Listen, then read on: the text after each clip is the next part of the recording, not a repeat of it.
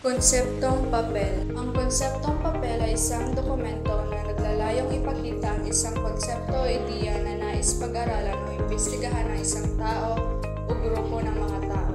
Ito ay isang uri ng proposal na naglalayong magpakita ng mga ideya, pag-aaral o plano ng isang proyekto.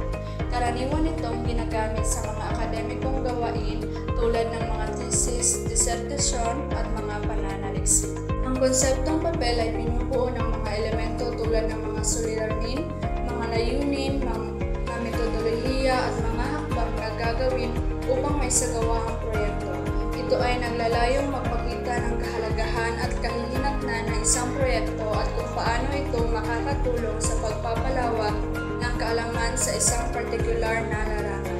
Ang pagbuo ng isang konseptong papel ay nag-aangkin ng malawak na pananaliksik at pagsusuri ng mga datos at impormasyon upang mapatunayan ang kahalagahan ng proyekto. Sa pamamagitan ng konseptong papel, maaaring maipakita ang potensyal ng isang proyekto at kung paano ito maaaring makatulong sa pagpapalawak ng kaalaman sa isang partikular na larangan. Rationally, layunin, metodolohiya at inasahang output ay mga mahalagang elemento ng isang konseptong papel o proposal. Ito ay naglalayong magpakita ng kahalagahan ng proyekto, mga layunin, mga hakbang na gagawin upang maisagawa ang proyekto at mga inasahang resulta ng proyekto.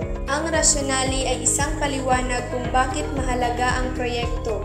Ito ay naglalayong magpakita ng kahalagahan ng pag-aaral sa partikular na larangan o konsepto at kung paano ito makakatulong sa pagpapalawak ng kaalaman sa nasabing larangan.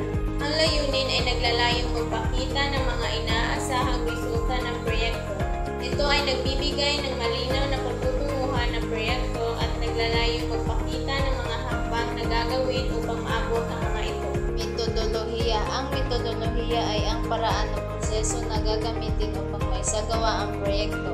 Ito ay naglalayong magpakita ng mga hakbang na gagawin, kung paano kukunin ang mga datos, kung paano ito ipapakita at kung paano ito aaralin at susuriin. Ang inasahang output or output ay naglalayong magpakita ng mga resulta ng proyekto.